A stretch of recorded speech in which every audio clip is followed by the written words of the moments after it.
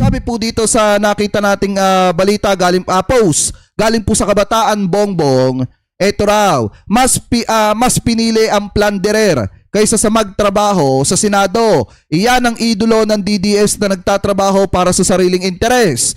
Sabi po dito, Cayetano mas piniling samahan si Jinggoy kaysa magtrabaho sa Senado. Bilang majority members mga kababayan, kung titingnan nyo, etong si Alan Peter Cayetano, talagang nung siya nawala lahat ng majority members mga kababayan, lahat ng majority members talagang hindi na po nagpakita. Ibig sabihin, hindi na po pumasok. Kaya nga kung tutusin mga kababayan, may point din itong sinabi ni Senator Ping Lacson eh. Sabi nga dito, basahin po natin yung nakita nating balita galing po sa Abante ha. Sabi po dito, Lacson, trabaho ng Senado na i-hostage dahil sa pag-boycott ng majority bloc. Eto raw, basahin po natin yung nilalaman ha. Sabi po dito, ang hindi paglitaw ng majority bloc sa sesyong Senado noong Lunes ay isang tangkang gawing hostage ang trabaho ng lehislatura dahil sa pag-aresto kay Senator Jinggoy Estrada ayon kay Senator Panfilo Ping Lacson.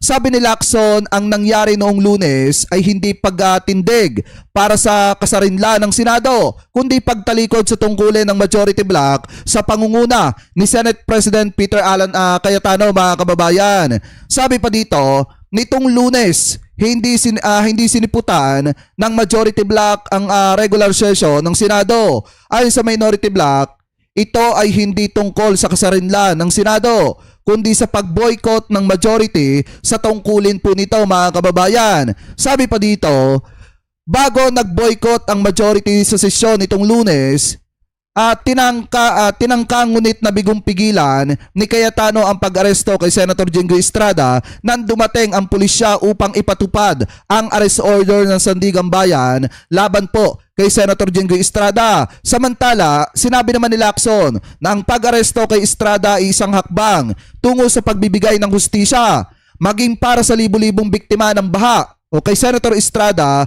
since both parties will finally have their day in court after a long wait mga kababayan, after ng matagal na paghihintay. So ngayon sabi pa dito, idiriin muli ni Lacson ang kanyang hangarin na maibalik ang Senado, ang integridad, dignidad, reputasyon at tiwala at kumpiyansa ng publiko na may minsang tinamasa nito mga kababayan. Dahil nga kung titingnan po natin, sira na po talaga ang imahe ng Senado. At kung titingnan nyo mga kababayan ha, karamihan po sa mga senators po natin sa minority, isa lang ang sinasabi, kailangan na po nilang magtrabaho dahil marami nang nakapending na mga bagay na trabaho po nila mga kababayan, lalo na yung mga panukalang batas. Katulad na lamang po nitong sinasabi ni Senator Kiko Pangilinan. Ito, i-play po natin. Hindi naman to tungkol sa Senate independence, tungkol to sa public accountability and the rule of law.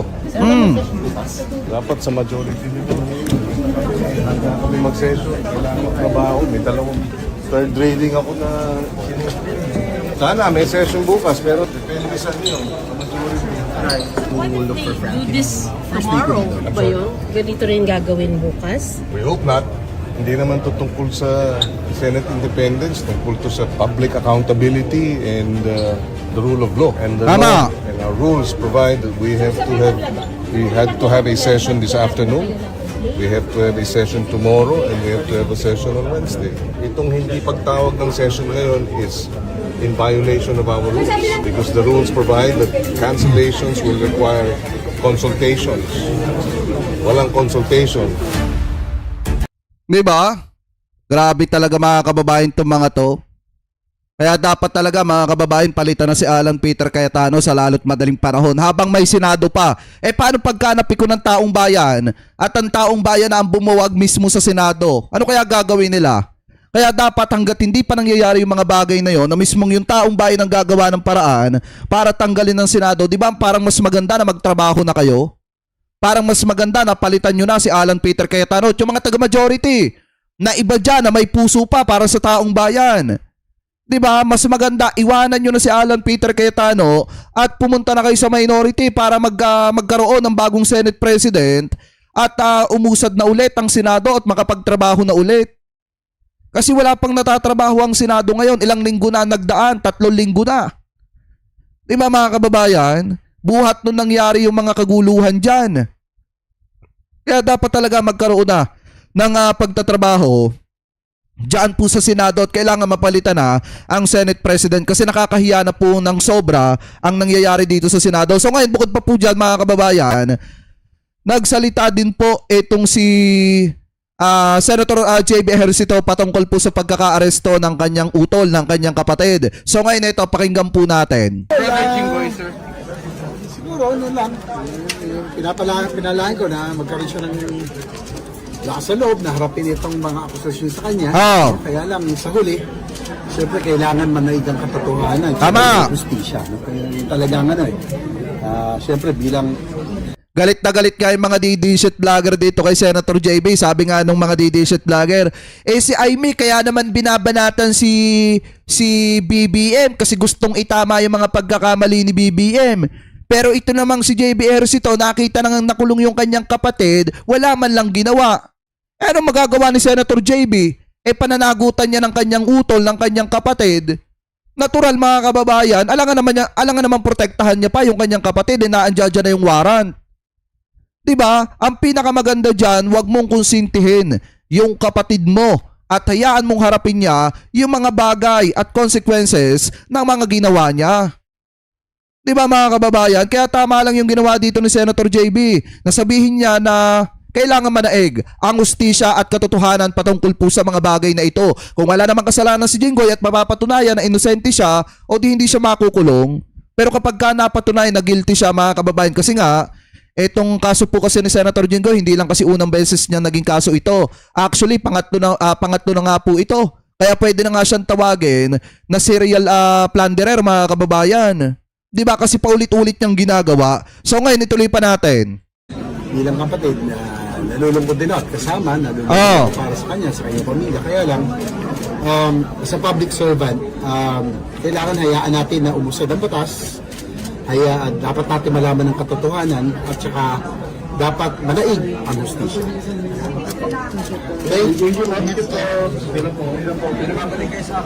O, di ba? Yan ang totoong kapatid, hindi konsentidor. Kapag may pananagutan yung kanyang kapatid, hayaang harapin yung pananagutan. Basta ang mahalaga lang dyan, manaig yung katotohanan, manaig yung hustisya. Diba mga kababayan? Kaya nga kung titingnan po natin yung analysation ng isa pong political expert mga kababayan, ito daw pong ginawa ni Cayetano na pag-boycott mga kababayan dyan po sa Senado ay isang patunay mga kababayan in my personal din na opinion na kailangan na talaga magbitiw ni Alan Peter Cayetano sa kanyang posisyon. So ngayon sabi po dito, Cayetano's remark after Senate boycott should be identified if sincere mga kababayan ayon po sa isang expert. Ito pakinggan po natin. Attorney Paulo Emanuel Tamase, magandang umaga po. Doris at Robert sa Tandem ng Bayan. Good morning, sir. Magandang umaga, Doris, Robert, at sa mga taga-sabay. Wait nga. Anyway, mga kababayan na ito, balik tayo dito. Bye-bye. Opo. Attorney, ang unang tanong po namin dito, tama ba na hindi mag-hold ng session ang Senado kahapon base doon sa announcement ng Senate President ay bilang pagkondena doon sa nangyari nga na pag-aresto kay Senator Jinggoy?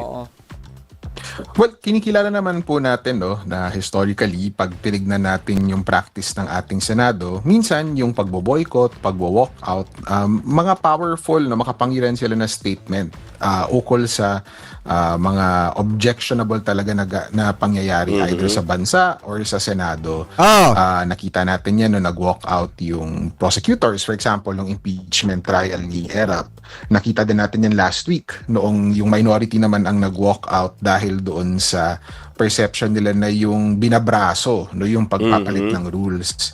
So pag tinignan natin yung statement ni Senate President Alan Peter Cayetano kahapon, mukha namang ang explanation nila ay upang protect or parang iprotesta yung pang-aatake sa independence ng Senado.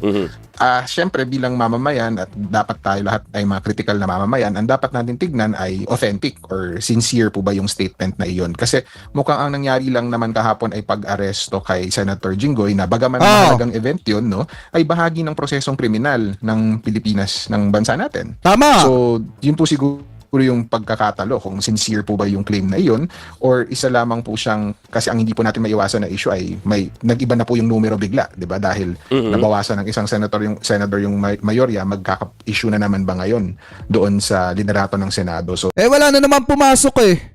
Diba, wala na naman pumasok na mga taga-majority. Kawawa naman yung 3 colonel, mga kababayan, na dapat magiging general na sana bago mag-birthday. Diba, bago kumbaga, bago mag-retired sa kanilang mga posisyon. Kawawa naman yon, kasi kung hindi daw sila mako-confirm na ang commission on appointment ang gagawin ng 3 colonel na yon, magre-resign na lang. Nang ganon yung kanilang posisyon, mga kababayan. Hindi ba naisip yan ni Alan Peter Cayetano? Di ba hindi mo ba naisip yan, Alan Peter Cayetano? Iniluklukan ng taong bayan. Tapos ganyan ang ginagawa mo? Tinangkanin yung agawin yung Senate presidency kay Tito Sen. Tapos hindi mo inaalagaan yung posisyong inagaw mo? Di ko ba nahihiya sa mamamayang Pilipino niyan? Pinapasahod kayo pero hindi nyo ginagampanan ang trabaho nyo? yun po siguro yung mas mapanuring perspektibo doon sa nangyayari. Opo, kasi ang binabanggit ng mga minority senators kagabi, Attorney Paulo, bukod doon sa wala nga silang session, wala daw decency para sabihan sila na hindi pala darating or walang magiging session, plus pinatayan sila ng aircon, tinanggalan ng wifi, Senator Raffy yung nagreklamo doon. Under the rules ba ng Senate or sa mga past na congresses, Attorney Paulo, may nakita kayo na wala, hindi, dahil walang consultation at basta na lang walang session. Kasi hindi daw dapat may consultation at force majeure dapat yung dahilan kung bakit hindi magkakaroon ng session dahil mandated sila na magdaos ng session. So tama po yun, no? Batay po sa practice, precedent, tradisyon ng Senado, ito po ay isang kapulungan na nagpupulong talaga, nagmi-meet talaga sa plenaryo. Manhid na yan si Alan Peter Cayetano, Boss Jake. Ang iwasan nila dito, magalit yung mamamayang Pilipino at lumabas sa mga kalye. At pumunta ng harapan ng Senado at magprotesta doon. Yun ang iwasan nila. Diba? Kasi ang taong bayan, alam natin, pagod na sa mga nangyayaring kaguluhan diyan po sa Senado. Ngayon, kapag hindi nila inayos yung trabaho nila at nagalit ang taong bayan, wala silang magagawa. Mahalaga yun hindi dahil lamang sa bahagi ng pagpapasa ng batas, yung sessions na nila. Importante din yung iba pang hindi naman related sa paggawa ng batas na ginagawa ng Senado. So kung ako ang alala ko kahapon, dapat may 2 privilege speech, no? So yung talakayan po, mahalagang issue ng bayan, sa Senado po yan dinidinig at tinatalakay ng ating mga senador. 24 na lamang po sila, so mataas po yung kahalagahan nila sa ating pamahalaan. So unusual nga po yung hindi nagka-session. Tama po yung mas unusual na walang notice doon sa ibang parties sa minorya po na wala pong pagpupulong. Mas unusual pa po kung totoo nga po yung sinabi na pinatayan ng ilaw at ng wifi. Opo, wifi kasi at aircon. Hindi po natin alam kung energy saving measures po yan. No? Pero yung idea po behind it is siguro yung aircon maintindihan. Yung wifi medyo parang ano po ba yung tinutulak po ba palabas ng minorya? Attorney Pao, last lab, hindi ko lang mabitawan to at after yung partner ko, yung pong hiniling ng Senate President na hindi magsesyon, manatiling tahimik bilang protesta, hindi paggawa ng kanilang tungkulin. Malaki ba yung impact nito sa publiko? Malaki ba yung impact nito doon sa itinuturing nila na nagpe-pressure sa kanila? Kasi may mga trabahong hindi magagawa, nakapending mga kababayan. May mga appointments na hindi po magagawa kasi nga walang presiding officer. Biruin mo, naging Senate President si Alan Peter Cayetano. Well, para guluhin ng Senado, mga kababayan. Saan kayo nagkatala niyan? Ang ayos ng Senado nung hawak ni Tito Sen. Ipinapakita ng Senado yung pagiging independiente niya nung si Tito Sen ang Senate President. Ngayon, inagaw ni Alan Peter Cayetano. And then nung naagaw niya, hindi naman niya inaayos ang paghawak bilang Senate President. Hindi niya ginagampanan yung trabaho niya. Biruin niyo, paano uusad ang Senado kung walang presiding officer? Maliit po yung impact dun sa nagpe-pressure sa kanila, if mayroon nga po talaga, pero malaki po yung impact sa publiko. No? So kung being strategic, itong protesta na ito, ang mahirap po kasi ngayon ay may kiniklaim po na pag-atake yung certain members ng ating Senado mula sa ibang sangay ng pamahalaan. Hindi po siya nakikita ng publiko. No? Hindi po malinaw. So whether totoo po yun o hindi, parang mahirap naman po maniwala sa bagay na hindi natin nakikita. Hindi naman po pananampalataya ang politika. Pero pagdating ho dun sa epekto sa tao, taong bayan, malaki ho syempre, di ba? Iilang session days na lang po yung naiiwan bago mag-adjourn further to yung pagsimula ng second session po ng Kongreso, no? Mukhang maantala na naman yung pagpapasa ng mga critical na batas. So makikita mo yung House of Representatives, sunod-sunod yung paglabas nila ng mga bills, naiikip lahat yun sa Senado, dun sa pipeline ng Senado. Magsisimula na rin ang budget season. So, So ganito pala mga kababayan, no? Kahit anong sipag pala ng Kamara, 'di ba halimbawa itong Congress, kahit anong sipag pala ng Congress mga kababayan sa paggawa ng batas, kahit anong sipag ng mga congressman sa paggawa ng batas, pag dumating ng Senado, yung mga panukala nilang batas mga kababayan at hindi na trabaho, baliwala din po pala lahat 'yun. 'Di ba? Baliwala din lahat. mababangga na naman yan dun sa iba pang batas na kailangan ipanukala. So definitely malaki ho yung impact niya. No? Kailangan po yung sa saligang batas natin, kahit pa paano may expectation na nagpupulong yung ating Senado regularly. Batay na rin po sa kanilang tradisyon at practice. Opo. Pero wala po bang magiging Kaya dapat talaga mga kababayan isulong na yung CONCON. 'Di ba? O kaya yung CONAS. Dapat isulong na yung CONAS mga kababayan para nang sa ganoon madagdagan yung mga senators natin para magampanan nila at magawa nila yung kanilang trabaho. Kasi 24 na nga lang sila, yung iba ayaw pa magtrabaho o di lalong walang nagagawa. attorney na partner anong tawag mo sanction dahil bigla na lang silang nag-decide na magbigay ng kanilang form of protest. Di ba? Hindi pumasok. O hindi na lang pumasok, walang abiso. Taliwas doon sa mandato nila. Yun. Well, yung hindi po pagpapasok, mukhang wala naman pong rules ngayon ng Senado dahil nakita nga po natin si Senator Bato medyo matagal lang hindi po mapasok. Tapos yung ethics complaint po sa kanya hindi naman po umusad. So mahirap po maghanap doon sa side na iyon. Wala naman pong criminal na batas din na nag-require sa mga senador na dumalo sa kanilang session. So ang tingin natin ngayon ay sa saligang batas. Now, sinasabi ko lang po yung remedy, hindi ko po sinasabi na ito yung dapat nilang gawin. Pero sa saligang batas po kasi natin, pag tinignan natin sa Article 6, mayroon doon na sinasabi na ang session ng Senado, kapag or ng House of Representatives for that matter, kung hindi sapat yung nag-a-attend para sa isang quorum, may kapangyarihan yung minorya na nag-a-attend. So yung tinatawag natin yun, or parang rump session, may kapangyarihan yung mas maliit doon sa mayorya na magpulong pa rin upang utusan lamang yung mga opisyal ng Senado at pagpilitin silang mag-attend ng session. So parang pwede pala compel attendance po yung tawag doon. Ginagawa po yun, puwersahan pong basically ina-arrest yung senators na hindi nag-a-attend at upang sapat lamang na magkaroon ng quorum para sa session. So kung naka-aresto na halimbawa ng 2 o 3, basta sapat na yung session, magpapatuloy na yung gawain. Now, sinasabi ko na yun yung nasa saligang batas at ginagawa po yun sa Estados Unidos, ngunit maingat po yun. No? Hindi po natin basta-basta ginagamit yung avenue na yun. Parang nuclear option siya kahit pa paano. Kasi sira na yung collegiality sa loob ng Senado kapag pinaaresto ng mga senador yung kapwa nilang senador. Para lamang sa session. At technically, arestado silang lahat. Well, hindi po lahat. No? Yung sapat lamang upang magkaroon ng quorum. So kung minalas na may 3 member na hindi naroon, pwede silang, tas naroon sila sa loob ng building pero wala sa session, pwede silang pilitin na dumalo. Pero nuclear option ho yung Doris. No? And I think na yan talaga, sa dami ng nangyayari ngayon at yung sa baba ng kumpiyansa ng mamamayan sa Senado, hindi ko alam kung yun yung pinakamagandang paraan upang magbalik sila sa trabaho. Yun naman ang concern. Nakikita kasi tama yung point nyo kanina. No? Yung mamamayan araw-araw kumakayod, pumapasok. Marami dyan wala namang, 5 days a week. Ang sesyon ng Senado, 3 days a week lang.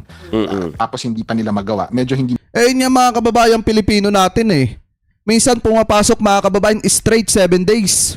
'Di ba? Yung day off nila minsan pinapasukan pa nila para lumaki yung sahod nila. And then minsan nangyayari yan mga kababayan sa mga, lalo na yung mga sales lady natin diyan. 'Di ba? Minsan kahit day off nila pinapasukan na nila yon para na sa ganun mga kababayan lumaki yung sahod nila. Ganun din naman sa construction worker. Nangyayari din yan. Kahit day off nila pinapasukan nila para lumaki yung sahod nila. 'Di ba? Bakit itong mga mga senador, may mga araw sila ng pasok, 3 beses na nga lang sa isang linggo, hindi pa nila mapasukan ng ayos. maganda tignan yung optics niya. Tama.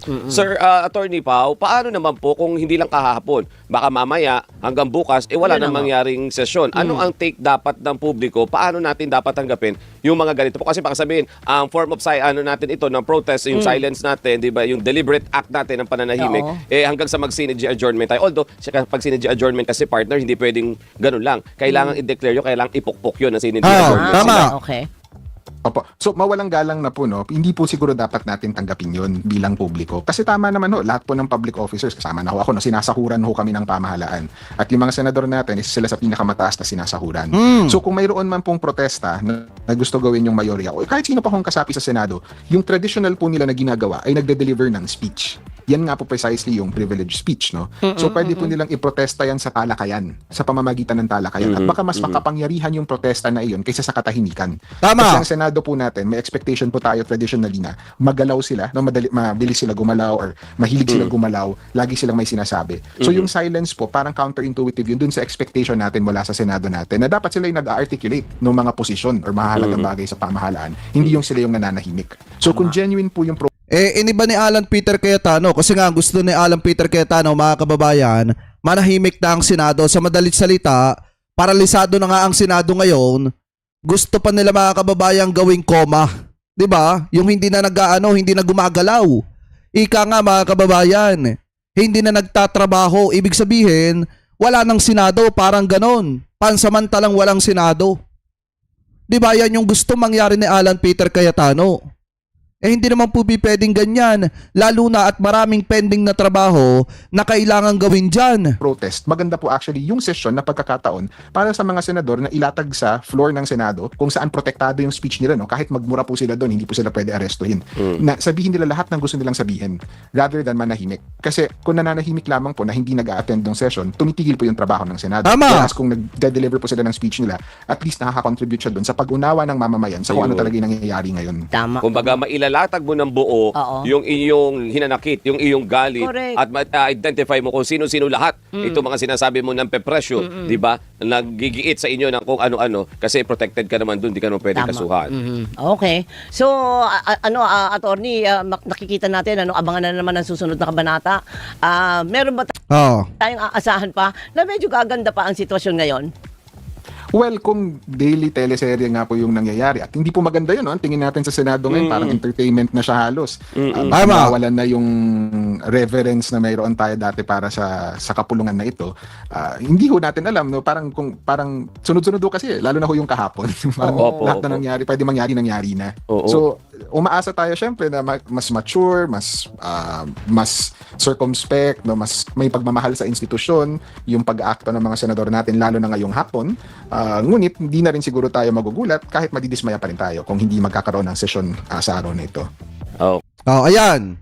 'Di ba, mga kababayan? Kaya nga ang pinakamainam na gawin diyan para muling mabuhay ang tiwala ng mamamayang Pilipino dito po sa Senado. Pinaka-much better na dapat nilang gawin, palitan nila yung Senate President. Total naman, ayaw na ata ni Alan Peter Cayetano magtrabaho bilang Senate President. 'Di ba, parang mas maganda at mas mainam na palitan na ang Senate President na si Alan Peter Cayetano. 'Di ba, mga kababayan? Total naman ayaw niya na ata magtrabaho. O di dapat mag-resign na siya bilang Senate President. Ganun lamang po 'yon, mga kababayan.